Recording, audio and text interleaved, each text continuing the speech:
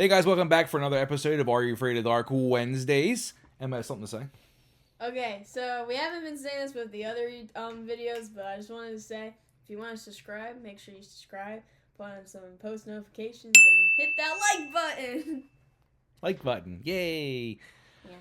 Okay, so we're on our next episode of Are You Afraid of Dark, Season 1, Episode 6. This one's called The Tale of the Super Specs. It's told by Gary. Oh my gosh, I'm sorry, Gary. That was terrible. Main kid. He's like the main kid, yeah. Gary. Gary. So in the beginning, it has a little bit of prelude before the actual telling of the story. Gary's father owns a magic shop. So him and Kristen are in there, just messing around a little bit, and then it comes to them telling the story. When they get up there, Gary says that David's sick, so he's not going to be here tonight. So you got that. So the story you want to kind of tell? You got it? I'm gonna mess it up. Do anything on this channel. So the story's kind of pretty simple. There's this kid. His name's Weeds. His name is Weeds for some reason. His girlfriend, Mary Beth, or MB, he calls her sometimes, are in a magic shop owned by Sardo. Sardo. No Mr. Accent on the dough. No Mr. Accent on the dough. Reoccurring character, one of Gary's reoccurring characters. He's buying some stuff because April Fool's is the next day, I believe, or that day, or whatever the case may be. So he buys a couple of things. He's messing with his powder stuff. He casts this spell for it's called Second Sight. So he throws the powder wherever he doesn't see. It gets on these glasses that are these X-ray glasses that are in the magic shop. Ends up picking a pair of them up as well, and this magic powder. They leave. He puts them on, nothing, whatever. Mary Beth puts them on. And every time Mary Beth puts them on, she sees like a black, person. Well, people that are all shrouded in like black. That's what I meant. You know, they have like your face cover. Everything's just black. But it takes them off. You don't see them anymore. So a little concerning at first. So when she's at she keeps seeing it, so she gets rid of she throws them away. Weeds gets mad. He doesn't believe her when she says that she sees things or whatever. So she throws them away, and it's like crap all over him. So Weeds just leaves them in the trash can and moves on. She gets home, and she's taking her stuff out of her book bag, and there they are again. They pop up out of nowhere. Wait, she got rid of them one time earlier too. Put them in Sardo's little basket, but whatever. They end up coming back. He coming back every time. She has him in her house. She puts him on her house, and she looks at her stove, and she sees water boiling, like a teapot or whatever, and she tries to touch it, but it's not there. But she sees it. There's a fire roaring with these glasses on as well, and she ends up seeing these guys again in their black clothing. So she doesn't know what's going on. She just thinks she's crazy. During this time, Weeds is playing basketball with one of his friends. He tries to... he's been messing around with the powder a little bit. So he tries to cast a spell on this girl. It puts it in her yogurt.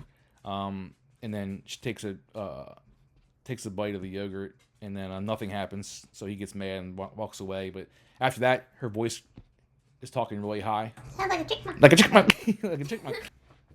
So then he's playing horse with his friend in basketball. On his last try, he does a little spell on the basketball, hoping it'll work.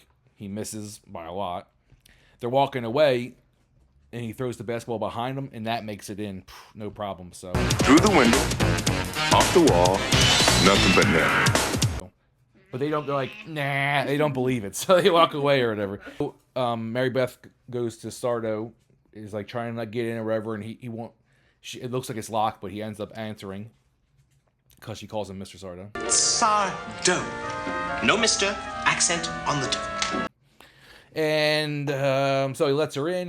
She's explaining what's going on, and he's kind of like, oh, it really works. Like, he has all his magic shop stuff and comes across like he believes all this stuff, but he's just a charlatan. But as what happened, he that a kid casts a spell and ended up going through the glasses, and what she's seeing is interdimensional beings. So we all share this plane of existence, but there's different dimensions within it, and they're trying to they're trying to pretty much cross over into our world through this girl's house, and she can see them with the specs on. So he says that he will, he can close it, he can do the counter spells or whatever, but she has to pay him $50. And he says, never mind, 20. I'll just do it for 20. But I'm losing out on this. But he's looking for his powder. He doesn't have any more powder. The powder, the last one, he sold to the boyfriend, so he needs him as well. He's about to flush it. Mary Beth stops him. So they're all in their house at a table. You got Sardo with his crystal ball and his specs and all his books, all that stupid crap. And then you have Mary Beth and you have Weeds there as well. Weeds doesn't believe any of this stuff that's going on. They're trying to finish the spell. All of a sudden, like, everything's black in the room. They don't know what's going on. So he tells her to put the specs on. She sees all the people again. There's a whole bunch of them all surrounding them. But then Weed sees them without the glasses at that point. So at that point, it's pretty much like they're crossing over into our world. Sardo finally finds the counter spell, says it. They think everything is good. They're sitting there, and then these big eyes appear behind them. What is it? Take the children! Of like this other magician, sorcerer, or whatever, and she ends up casting a spell, and in the end, the other dimension wins. You lose! Good day, sir! They get caught in the crystal ball, and the other dimension crosses over, and this is now their universe. And you have a person that looks like Weeds and a person that looks like Mary Beth, and they are different people, but they have crossed over now, so the rest of them are all trapped in a crystal ball, so they lost. Interesting. So, Emma, characters. What do you think of the characters? Mary Beth, Weeds, Sardo. I give them a 7. 7? Okay, Yeah, good. I like them and everything, and yeah. You like Sardo? Yeah, he was funny. Yay! See him again. He was funny. I do like Sardo as well. He's one of the good recurring characters. Yeah, I don't think they were... Weeds was a little annoying because his pranks, but he wasn't like he was annoying. It's just like the pranks he was doing were kind of stupid and lame. Yeah. And Mary Beth wasn't bad. You know, she was like just concerned about what was going on or whatever. So because of Sardo, I'm gonna give him an 8. I like them very much because Sardo's very awesome, and I very much enjoy Sardo. Yeah. What do you think about the setting or the atmosphere? Let's see. So you got like, you know, like the magic shop and stuff like that, and like just the whole magic thing as a part of the basis of the story. It was okay. I guess I'll give it like a 6. Okay. 6 or a 5, but probably a 6. Yeah, it was just like okay. I guess I've just seen better settings, so. Oh yeah, definitely. Obviously, so. They're not all going to be great. I agree. I'm going to give it a 5. The magic, you know, magic shops, whatever. And you don't even see that much of it anyway. So I'm only concerned about one little part of it, and the rest of the time it's just them walking around outside in her house. So not that great. Give it a 5. How about the story? What do you think about the story? The story's pretty cool. A little unique. I mean, I'm not into all that like magic stuff, I guess, but like I think that is a cool story. Yeah, I think it was a cool. What's the word? Cool. I think it was like a cool basis. That's not the word I was looking for, but whatever. Cool basis for a story. Very different than most of the stuff you see. Yeah, magic, you don't see that very often. And you know, it just was interesting, definitely. But them losing was also a good thing too. I thought that was different. You know, sometimes you tell you stories, and not every time the good guys win. Yeah, you know, good change. That just happened. Change, yeah. So I'm gonna give it. What'd you give it? 7. 7. I don't think I said it, but I think 7. Think so either. Yeah, I'm gonna give it a 7 as well for the story. It's pretty cool, pretty unique, a little different. Yeah, I'm not the biggest on magic either, but it was good, interesting. Okay, so what do you? Overall, I'm gonna go. Bad setting, okay story, a good story, and good characters. I'm gonna give it a 7 overall. Very, very good episode. I give it, to be different, a 7.5. Oh, the halfer. Very interesting. Very interesting. Yeah. Okay. Did you have anything else about this episode you wanted to say? One thing. So this was like in the school. This is so random, but I just caught this on because I thought it was funny, and I don't know why they were doing it outside. So they were like walking out of school and everything, and you know how like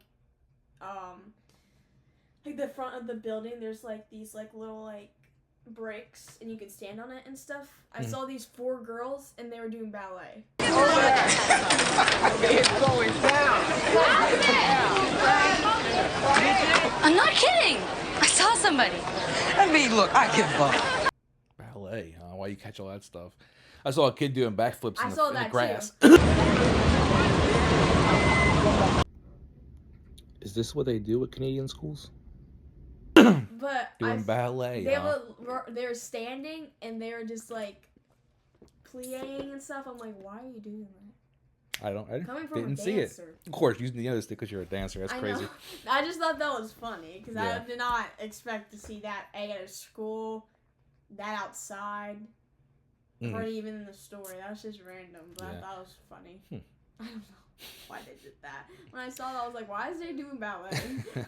Yeah, it's a little crazy.